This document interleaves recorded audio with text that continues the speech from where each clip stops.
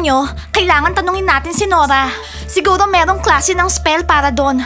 Kung paano mapapakita yung laman ng diary ni Gwen. Sa tingin ko, masyadong mahina si Nora para doon. Elise, tanungin pa rin natin siya. At ano namang tong pader na nakaharang dito? Boys, tumabi nga kayo. Hindi kami malilate dahil sa inyo. Hindi kami aalis dito hanggat di nyo kami kinakausap. At girls, bakit naman ayaw nyo kaming kausapin dahil sa walang kwentang Gwen na yan? Hoy Oliver, kapatid ko yun, umayos ka dyan. Wag na nga kayo magpa-hard to get. Gustong gusto kayo ng mga boys na to. Hindi na kayo makakahanap ng heartthrob na katulad nila. Kung ako sa inyo, wag nyo na silang pakawalan. Wow! Hanggang bubong yung tiwala nila sa mga sarili nila. Ang sarap sigurong gumising sa umaga kung ganyan yung self-esteem mo, Mas marami pang mas heartthrob sa inyo, no? Hindi lang naman kayo. Alam nyo ba, sobrang daming girls na niyayaya kami mag-date. Pero kayo yung gusto namin. Kaya ang swerte nyo. Bigyan nyo naman sila ng chance. Mukhang hindi na tayo makakapasok sa school ngayong araw. Malilate kami, pero malalaman to lahat ni Mami. Okay, excuse me. Girls, bakit wala pa kayo sa school? Dapat nasa chemistry class na kayo. Good morning, Mami Grace. Mami, tingnan mo. Ayaw nila kaming padaanin. Nakikipag-flirt sila sa amin. At hindi siya Mami Grace sa inyo. Teacher natin siya. Boys, naiintindihan ko. Yung mga daughters ko yung pinakamaganda sa school. Pero hindi i-date ng mga anak ko yung mga baliw na katulad nyo. Tumabi kayo dyan. Ayan ba yung mga gusto nyong i-date? Kahit saan sila pumunta, nakabuntot yung mama nila. Oo nga, yung mga girls na to, puro trouble lang eh. Oo nga guys, tama kayo. Pero gusto namin ng challenges. Makukuha rin namin sila. Walang magagawa yung Mami Grace na yan. Well, sigurado, mahihirapan kayo dyan. Oo, pero mga tunay na lalaki tayo. Kapag nakuha nyo na sila, magiging girlfriend ko si Serena. Magiging girlfriend ko si Serena. Oh, anong nakakatawa? Anong nakakatawa? Eh parang gusto mo siya kainin eh. Kakainin si Serena. Hindi naman literal, mahal ko siya eh. Ganon, naglalaway ka na, tignan mo. Kayo talaga oh. Kailan ba darating tong mga newbies na to? Sa tingin ko, alam na nila na alam mo. Binuksan nila yung locker ko, kinuha nila yung diary ko. Gwen, may idea ka ba bakit nila ginawa yun? Ano bang gusto nilang malaman? Ewan ko, siguro may gusto silang basahin o malaman. Hindi nila alam, ako lang yung makakabasa sa diary ko. Wala nang iba.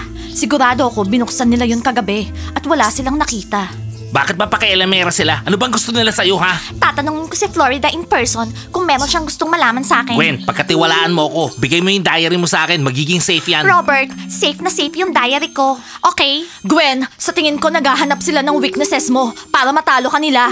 Yun yung gusto nilang malaman. Hindi sila magtatagumpay, Serena. Hello, Urus. Igawa mo kami ng soda, please. Urus, gusto mo bang makipag-hangout sa amin, ha? Oo, tapos na kami sa lahat ng exams namin. Tama ba yung narinig ko, Dora? Gusto mo makipag-hangout sa akin? Hindi ako pwede eh. Sa weekend na lang, pwede ako. Sa weekend? Fully book yung weekend namin. May plano kami ni Florida sa weekends.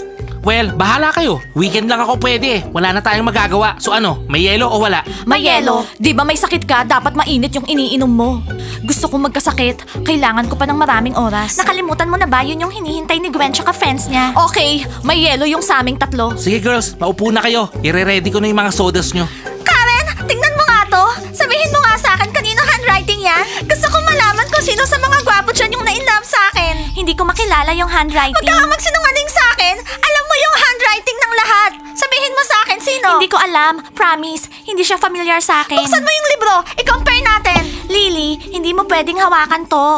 Ang sama mo naman. Gusto ko lang malaman. Hindi mo ba nakikita ko anong nakasulat? Lily, I'm in love with you. Finally, merong na-in-love sa akin.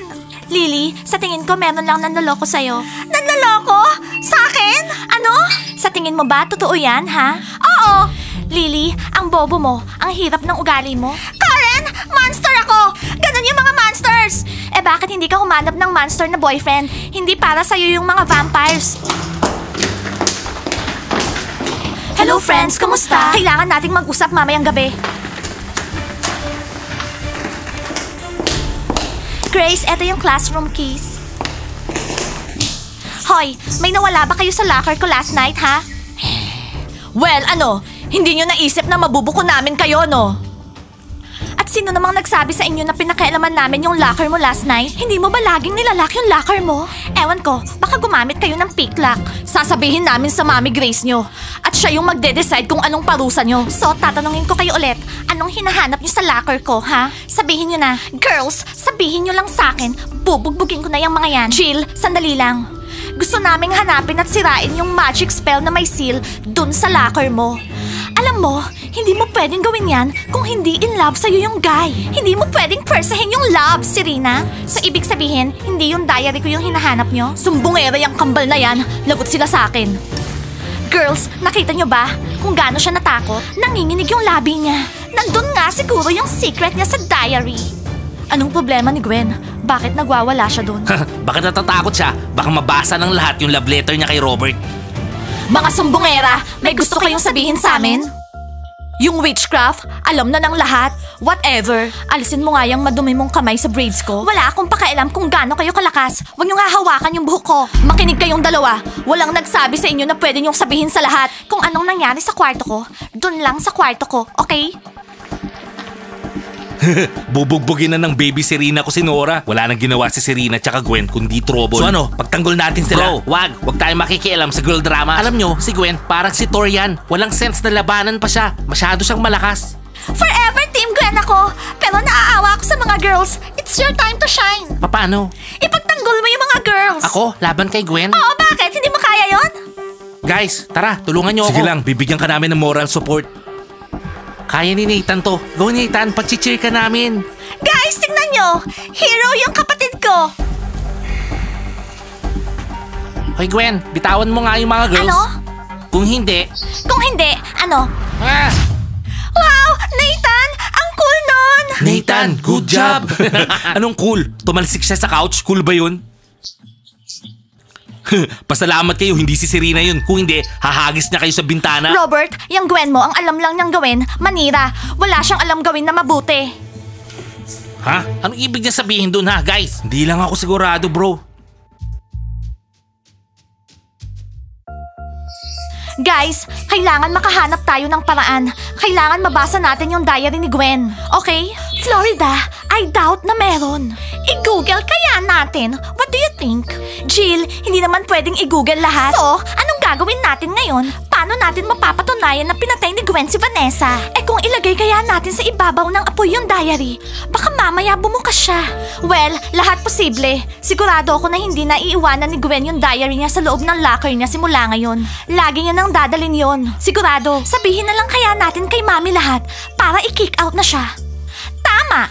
Para tayo naman yung parusahan niya pagkatapos. Girls, sa tingin niyo ba, hindi lang vampira si Gwen? Baka werewolf din siya. Napansin niyo, merong kakaiba sa kanya? Ang weird. Meron akong naririnig na umuungol sa gabi. Ako rin. At yung ungol, katunog ni Gwen. Girls, naiisip niyo ba kung anong mangyayari kapag kinagat tayo ni Gwen? Di ba? Oh my God! That's bad! Kung kalimutan na lang kaya natin to. Hindi na tayo pwedeng umatras. Kailangan tapusin natin yung inumpisahan natin. I-check mo nga kung lumagpas yung ginawa ni Florida. Hindi naman. Professional ako sa pagli-lipstick, Jill. Magaling ako. Kids, nasa akin na yung mga test results nyo. At isa lang yung masasabi ko. Wala lahat kayong mga utak, maliban lang sa mga yon. Ginagamit nyo ba yung mga tenga nyo sa pakikinig? O yung mga iba nyong body parts, ha? Sabihin nyo nga sa akin. Alam mo Gwen, ang bango-bango mo. Amoy poisonous mushroom ka. Theo, pagod na ako sa mga stupid compliments mo. Alam mo Grace, gusto ko yung personality mo eh. Napaka-entertaining. Theo, isang beses ka pa mag-joke, ilalagay kita sa dark corner. Kailan pa nagkaroon ng dark corner yung school natin? Dinadala ni Grace yon kahit saan siya magpunta. Okay, mag-umpisa na tayo sa lesson. Mouse, nakarinig ka na ba ng dark corner? Shh! Lily, nabasa ko lang yon. Nakakatakot na lugar yon. Hindi ka makakatakas sa dark corner. Kahit saan ka magpunta, mag-e-end up ka sa maze. Natatakot ako. Natatakot si Tio. Pwede ba ako mag-CR sandali? Okay, sige na Tio. Lumabas ka na. Ayoko makakita ng malaking paddle dito. Okay, open your notebooks. Magsulat na kayo. So, Karen, hindi ko alam kung sino, pero kailangan may maglinis ng training room. Okay? Hindi namin makayanan magstay doon pagkatapos nila. Ang babaho ng perfume nila. Feeling ko, masusuka ako. Nakakadiri. Hindi ko maintindihan. Bakit ba merong gumagamit ng nasty candy smelling perfumes? Yak. Okay, ipapalinis ko ng maigi yung training room. At sabihin mo, ispray yung favorite air freshener namin. Moss, Gusto ko yung amoy ng moss. Ah, okay. Kaya pala nagtataka ako bakit ang baho ng amoy nyo. Ayaw mo yung amoy ng mga vampira? Karen, bukas, malinis na lahat, girls. So girls, since hinahanap ni Florida yung weaknesses ko, dalin natin sa next level. At mauna natin hanapin yung sa kanya. Hanapin natin yung pinaka-kinakatakutan niya. Oo, yung kay Florida at sa mga sisters niya. Sirain natin silang lahat, okay? Everyone, meron tayong exam bukas. Mag-review kayo. Florida, tapos na ako sa'yo. At sa mga sisters mo. Gwen, seryoso? Gusto mong hanapin yung weaknesses ko? Hahanapin ko yung sa'yo. Mawawasak ka. Well, good luck na lang sa inyo. Tingnan natin. Gwen, ipapakita namin sa lahat yung totoong ikaw. Oh wow, nag-aaway yung mga girls sa harap. Tsaka kapag nasa training room namin kayo, iwanan nyo yung mababaho yung perfume sa labas. Wow, galit na galit si Serena. Kapag nakita ni Grace yan, dadali niya si Serena sa dark corner. Justin, kapag nangyari naman yun, sasama ako kay Serena. Eh di ba, takot na takot ka sa dark corner. Wala akong kinakatakutan para kay Serena. Para sa kanya, wala kang kinakatakutan. Tandaan nyo, magiging couple si Serena at Tio. So, anong sinabi niya sa'yo? Girls, pupunta tayo lahat sa bahay ko.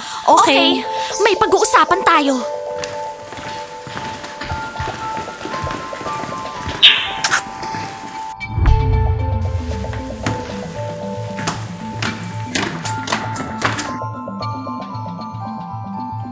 Oh guys, ano nangyari? Meron ba ako na miss? Oh si Urus oh, kinikiss si Serena. Ano? Si Urus? Nasaan yan? Urus! Ngayon girls, oras na para i-upgrade natin yung mga powers. Florida? Susuotin ko yung singsing ng lola ko. Mapupunta sa next level yung powers ko. Florida, eto yung singsing. Oh, wow! Yan ba yung singsing, Florida? Girls, na-surprise ba kayo? Oo, sobra. Sa tulong ng singsing na yan, mababasa ni Florida yung diary ni Gwen. Hindi ko ma-imagine kung paano magagalit kay Gwen yung mga nagmamahal kay Vanessa. Kawawa naman si Vanessa. Siguro nahirapan siya. Girls, bukas, kailangan nating malaman kung saan tinatago ni Gwen yung diary niya. Okay?